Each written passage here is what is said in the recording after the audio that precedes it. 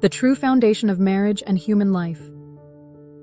There is only one fundamental reason for getting married. There cannot be two fundamentals.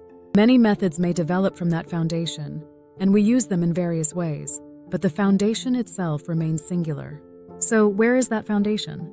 Since we were born into this life through the principle of yin and yang and have come into the three-dimensional world, we cannot unfold our lives based solely on yang.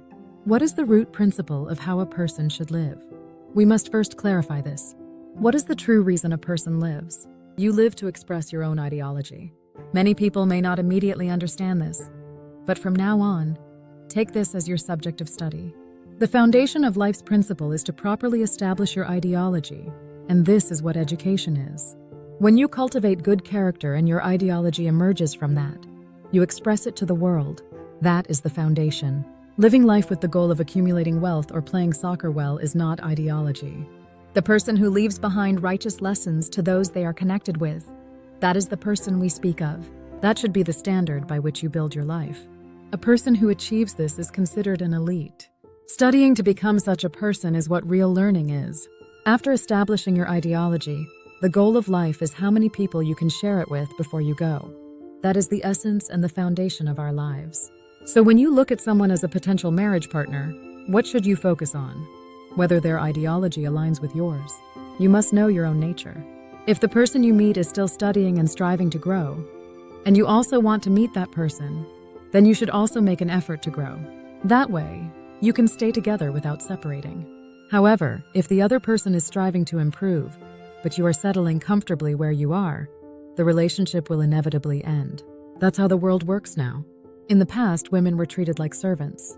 When a woman married, she was expected to be silent and obey commands. Although the marriage had the title of husband and wife, it did not come with proper respect. So women suffered, having a name without rights. Things will no longer be like that.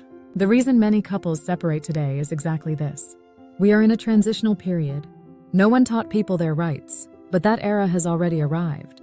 Information is pouring in like a flood, and even though everyone knows things, they're told not to act on them, which doesn't make sense.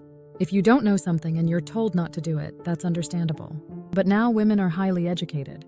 They know, and yet they're told not to act. That doesn't make sense. You may hesitate to make a decision about someone thinking, where would I find someone better than this person? But not making a decision doesn't mean you have no future connections. You have many. If you don't decide now, the next connection will come. But if you make a wrong choice, the next opportunity won't come. It ends there. If you haven't made a decision yet, another opportunity will always wait. You will always receive connections because your karmic frequency is that extensive. So why do people become couples? It's to resolve karma. You meet someone because there's a karmic principle that you owe them. Among those you owe, someone with better conditions comes first. The person from whom you can pay back the most comes to you first for a kind of interview. If it seems like you can live with this person and repay your karmic debt without too much hardship, then living for that person itself becomes a way to pay back that debt. The same goes for your partner. It's not just the woman for the man, but the man for the woman as well. But if you try to gain from it instead of repaying your debt, that's no longer repayment, it's selfishness. That's 100% the wrong mindset. If you approach a relationship thinking you'll benefit, prepare to cry later. What seemed convenient at first will become the seed of your tears. If you took something that wasn't rightfully yours, you'll have to return it in tears. Don't pity someone who cries. It just means they must return what they took without being ready. If you lacked the capability but took anyway, you'll repay that with deep heartache and tremendous trials. So when deciding on a spouse, ask yourself if you can truly live for that person. Are they a partner for whom you can dedicate your life? If that feels too burdensome, firmly decline. Then the right person for you will be sent. Don't worry at all about whether your destiny will come. Nature works with 100% precision. If a person remains popular or in high demand, it's because they haven't made a final decision. Once you decide, all potential suitors disappear. But if you don't decide, new ones will keep coming, 100 or even more. Even as you grow older, new opportunities will come. That's how the law of destiny works. So don't think there's no one else if not this person. Look at your own conditions and then assess the other person's. That's how you make a wise decision and choose a truly good partner. Why do people end up with the wrong partner? Because they only look at the surface and don't understand the inside. They conducted a poor interview. So you must improve your interviewing skills. Look at the person's thoughts and check if they are compatible with yours. Don't look at money or position. Look at the person. Value the person and the right conditions will follow. But if you judge based on appearances, position, or money, you've definitely failed the interview, and you'll shed bitter tears soon after. So just focus on truly seeing the person. As I said earlier, if the person is still growing and you're willing to grow with them, then it's okay to meet. But if you stop growing while the other person continues, you will be left behind. Don't hold a grudge, just make your decision quickly. Either grow together or grow separately. If you're stuck while the other person continues, let go without regret and find someone who matches your current state. Then you can rise together with someone new. When young people are deciding whom to marry, what should they focus on? Check whether the person has good character. If they're a public figure or elite, whether in business or another profession and destined for public life, then the question becomes, can you support someone with a public role? You must choose a partner based on that. Even if it's hard, you must do it, because this is one of life's most crucial designs. So from a parent's perspective, when assessing your child's potential partner, don't ask, what do they do? Instead ask, are they aiming for public work, or are they pursuing something private? If they are aiming for public life, do they understand what being public means? Have they made a firm resolution to live that kind of life?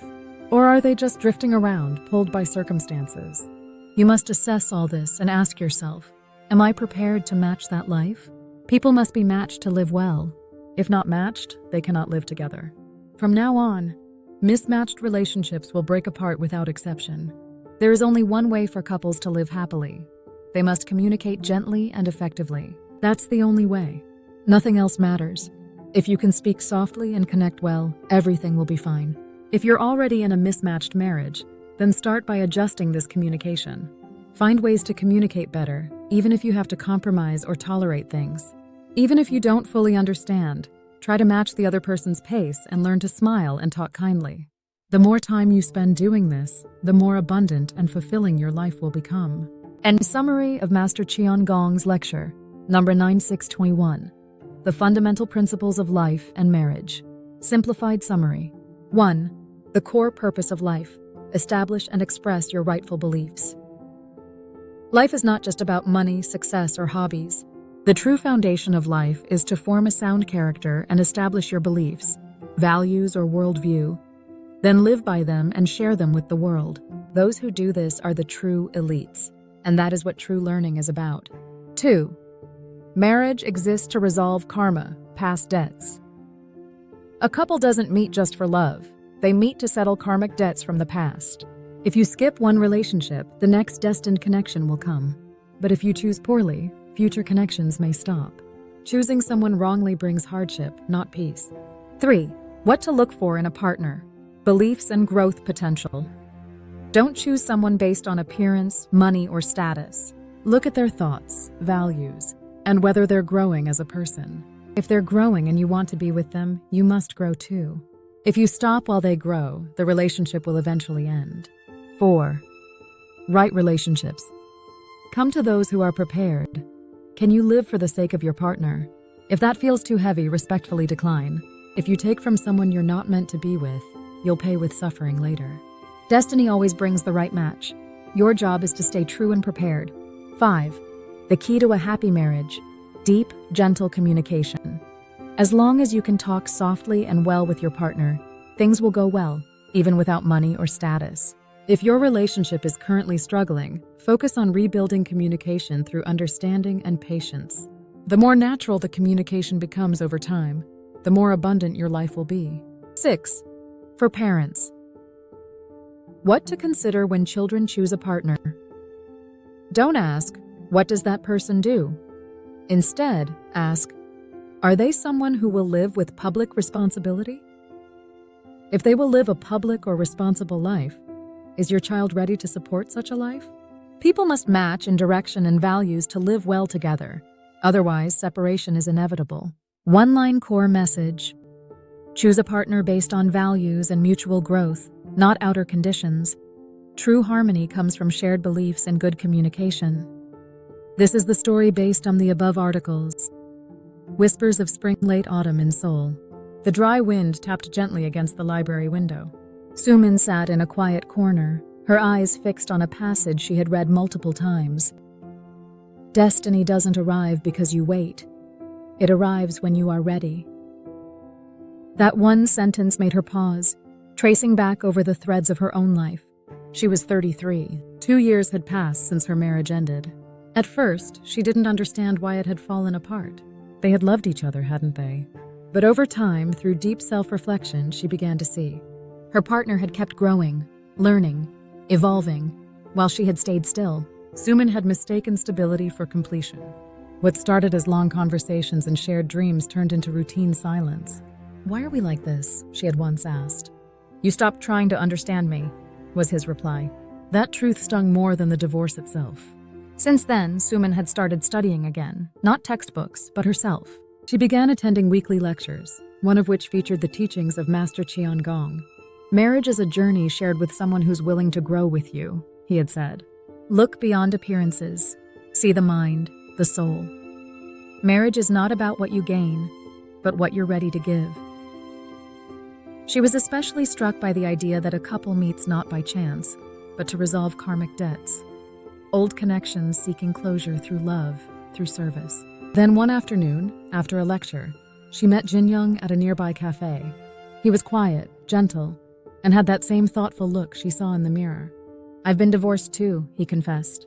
"At first, I thought my ex was the problem, but really, I'd stopped growing.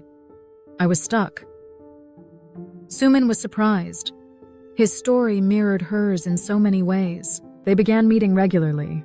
Their conversations flowed softly, almost like whispers. They listened, really listened. When they didn't understand something, they asked. When they disagreed, they waited. One evening, Sumin asked him carefully, "Do you think it's possible to live with someone again?" Jin Young smiled.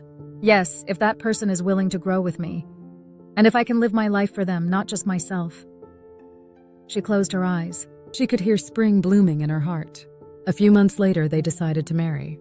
No grand promises, no perfect conditions, just a vow to grow together and support one another. Now Sumin knew. The right partner isn't defined by wealth or status, but by shared values, gentle conversations, and mutual growth. She looked out the window. The last breath of autumn was giving way to a soft morning sun. Spring had returned.